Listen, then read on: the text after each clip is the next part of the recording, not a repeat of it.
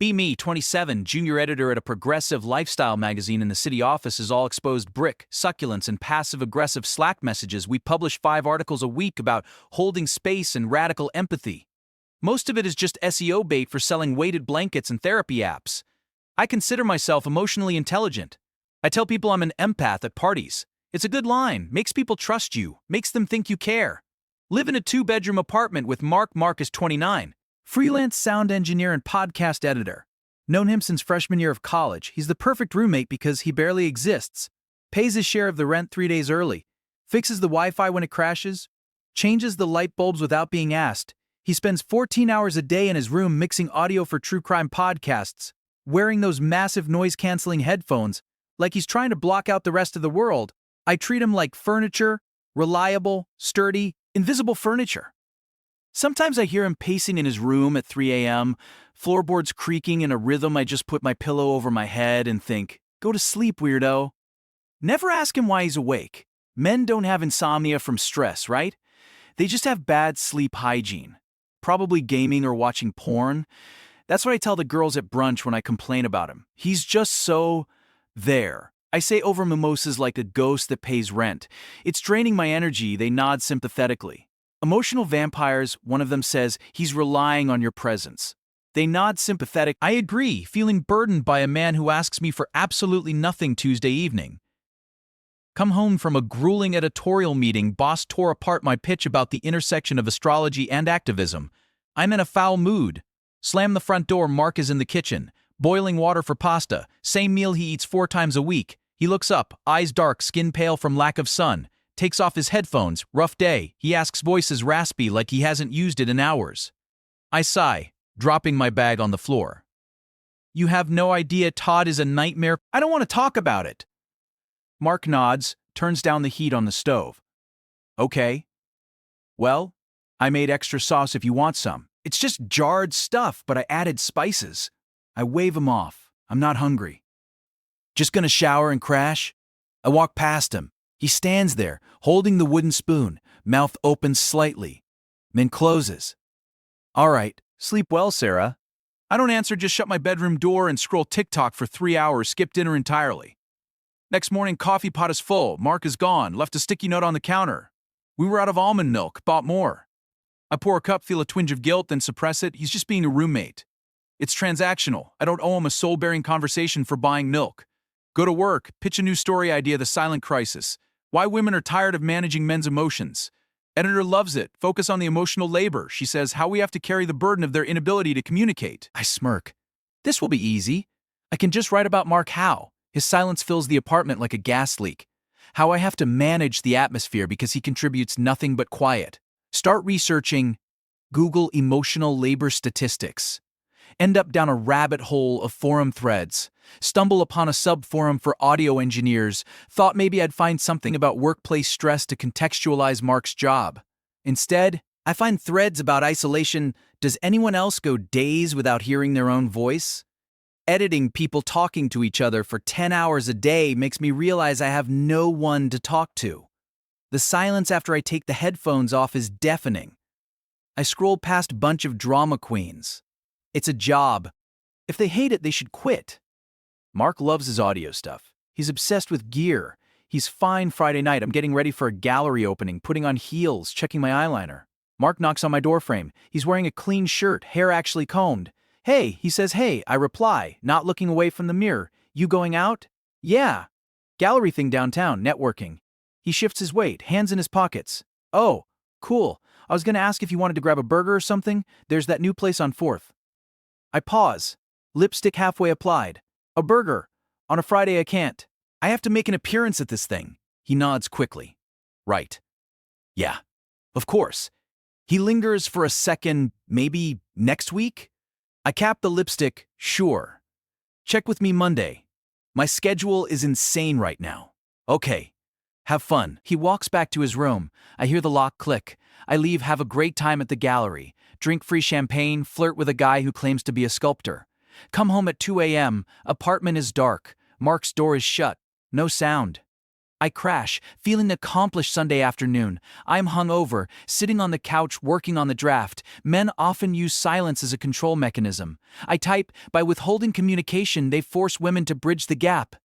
Mark comes out of his room. He looks worse than usual, shirt wrinkled, eyes red-rimmed. He walks to the fridge, stares into it. "We're out of eggs," he mumbles. "I know," I say, typing furiously. "I haven't been to the store." He closes the fridge, leans against the counter. "Sarah?" "What?" I snap, losing my train of thought. He flinches. Just a tiny movement, but I see it.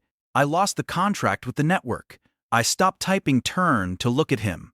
"The true crime one? The steady gig?" He nods, staring at the floor. "They moved production in-house. Said they don't need freelancers anymore." "Shit, Mark, that sucks." "Yeah. It was like 80% of my income. I feel a spike of anxiety, not for him, but for the rent. You have savings though, right? You're always saving." He laughs. It's a dry cracking sound. "Yeah. I have savings. I can pay rent."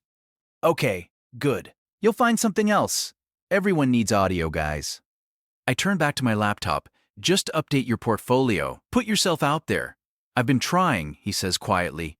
"Well, try harder." "It's a numbers game." I type another sentence. "It's not just the money." He says. I groan internally. Here it comes. The emotional dumping. I just want to finish this article. "Look, Mark, I'm really on a deadline here. Can we talk about this later?" He goes silent. Long, heavy silence. "Yeah," he whispers, "later." He walks back to his room. Door closes. I finish the article. Submit it. Feel a wave of relief. The emotional toll of living with men. It's going to be a hit. 2 weeks pass. I barely see Mark. He leaves the apartment when I'm asleep. Comes back when I'm in the shower. Or maybe he never leaves. I don't check. Rent is paid via Venmo. Notification pops up on the first rent. Mark, no emoji. Usually he puts a little house emoji whenever my article gets published. Shares are blowing up. Comment section is full of women tagging their boyfriends. "This, so much this. Why do we always have to guess what they're feeling?" I feel vindicated. My boss takes me out for lunch to celebrate. "You really tapped into the zeitgeist," she says. "It's raw. It's real." I order the lobster roll. Life is good. Thursday comes home early. Apartment smells weird. Stale air. Unwashed dishes in the sink. Mark never leaves dishes. I knock on his door. "Mark? You in there? You left a mess in the kitchen." No answer, Mark. I try the handle. Locked. Annoyance flares up. "Seriously? I'm not your maid. Clean up your shit." I stomp to my room, put on headphones. Ignore the smell. Friday morning smell is worse. It's not just stale air anymore. It's something sharp, chemical, and organic. A cold pit forms in my stomach. I stand outside his door again. "Mark, open the door. This isn't funny." Silence. Press my ear to the wood. No fan noise. No computer hum. No floorboards creaking. I call his phone. I hear it buzzing inside the room. Against a hard surface. Buzz. Buzz. Buzz. Stops voicemail. "You've reached Mark. Leave a message." His voice sounds different in the recording, lighter, younger. I hang up. Panic starts to claw at my throat. I run to the kitchen drawer, find the little tool for picking the privacy locks. My hands are shaking. Why are they shaking? He's probably just passed out drunk, or wearing those stupid headphones. I jam the tool into the lock. Twist. Click. Door swings open. The smell hits me like a physical blow. Only light is the standby LED of his monitor, red dot. Blinking, I fumble for the light switch, flip it. The room is a disaster, clothes everywhere, takeout boxes stacked in towers, and in the middle of it all, the chair, his expensive ergonomic office chair, tipped over, and Mark, oh God, he's on the floor, not near the bed, near the equipment rack. Cables, too many cables, one isn't plugged into anything, it's around his neck. Tied to the rack. The rack had tipped over with him. He's blue, not sleeping, not drunk. Gone. I scream. It's a sound I didn't know I could make. Scramble backward, trip over a pile of laundry, crawl out of the room, call 911, can't remember my own address. Have to look at a piece of mail on the table. My roommate, I think he's dead. Operator tells me to check for a pulse. I can't go back in there. I sob. I can't look at him. Police arrive in 8 minutes, paramedics in 10. They go in. They don't rush. They come out slowly. I'm sorry, ma'am. I sit on the couch. The same spot where I wrote the article, watching them bag him. Watching them carry him out. He looks so small. He was always tall, broad-shouldered. Now he looks like nothing. Police asks questions. Any history of depression? I don't know. He was quiet. Did he say anything to you? Leave a note? No. He just said he lost his contract. When was the last time you saw him? I try to calculate Tuesday? Maybe Monday? I don't know. Officer writes it down. You live here, but you didn't see him for 3 days. His tone isn't accusatory, but it feels like a knife. We have different schedules, I whisper. He keeps to himself. They leave. Apartment is silent. Truly silent. No hum of electronics from his room. No floorboards, just the fridge cycling on and off. I can't stay here. Go to a hotel, call my mom, cry for hours. She tells me it's not my fault. You couldn't have known, honey. Men hide these things. Do they hide them? Or do we just stop looking? 3 days later, I have to go back. Cleanup's parents are coming to collect his things. I've never met them. They live in Ohio. I walk into his room, keep the window open. The smell is faint now, mostly cleaning supplies. I start packing his clothes. Find a shoebox under his bed. Photos, him with a dog. Him with a girl I don't know, smiling. Him playing guitar in a garage? He played guitar? I lived with him for 3 years. I never saw a guitar. Look in the closet. There it is, acoustic case, covered in dust, buried behind winter coats. I sit at his desk, wiggle the mouse. Computer wakes up. No password. Desktop is cluttered with audio files. Project_alpha_final.wave, podcast_ep45_edit.wave, and a folder named logs. I shouldn't look. It's an invasion of privacy. But he's gone and I need to know why. I open the folder, hundreds of files, and lays down the bed. Hundreds of files and 12.wave 2023 1023 14.wave 2023 1101 wave. I click the most recent one, dated the day I smelled the air, or maybe the day before. Headphones are still on the desk. I put them on. Press play. Hiss of static. Then his voice. Clear. Close to the mic. Not raspy like when he spoke to me. Log 402. I don't know why I'm recording this. Habit, I guess. Pause. I tried to tell her today about the contract. My heart stops. She was busy. She's always busy. Writing that article. A dry laugh. I saw the title on her screen. Living with men. It's funny, actually. She thinks I'm silent because I'm an asshole. Or because I'm strong. I'm silent because every time I open my mouth, she checks her watch. I'm just background noise to her. White noise. Sound of a chair creaking. I went to the store today. Cashier didn't look at me. Walked home. No one looked at me.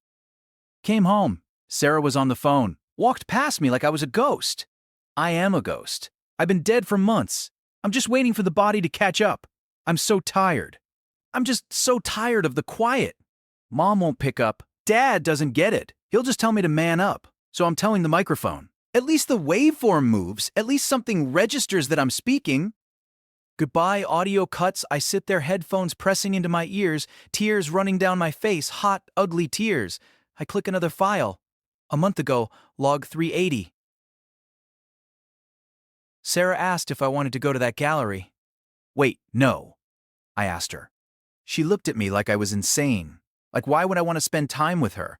I just wanted to get out of the house. Just wanted to talk to someone who isn't a voice on a track. She said she had to network. Important people.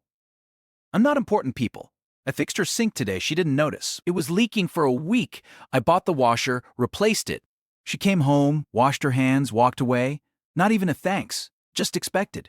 I'm a utility. I'm running water. I'm electricity. Turn me off and nobody cares until the lights go out. I rip the headphones off, throw them on the desk, stare at the waveform on the screen, jagged little peaks and valleys. His voice visualized proof he existed, proof he tried. I remember the sink. I remember coming home and it wasn't dripping anymore. I didn't think about it. I just thought, finally. Like the apartment healed itself. His parents arrive the next day. His mom is small, trembling. His dad adds, never wanted to bother anyone. I stand there holding a box of his cables. He was a good roommate. I say my voice sounds hollow. He fixed things. That's all I have. He fixed things, and I broke him. Or I watched him break and complained about the noise. They take the boxes, they leave. I'm alone in the apartment. Rent is due in 3 days. I have to pay the full amount. I sit on the floor of his empty room, scroll through my article on my phone, read the comments. Men need to learn to open up. It's not our job to fix them. They have to do the work. I throw the phone across the room, it hits the wall with a crack. I lie down on the floor where he lay. Close my eyes. Listen to the silence. It's not peaceful. It's screaming. It's heavy. It presses down on my chest. I realize I'm waiting for the front door to open, waiting for the floorboards to creak, waiting for him to ask if I want pasta, but nobody is coming. I am the only one here, and for the first time I realize just how loud the silence really is. I try to cry again, but I can't. I just stare at the ceiling and wish I had eaten the damn pasta.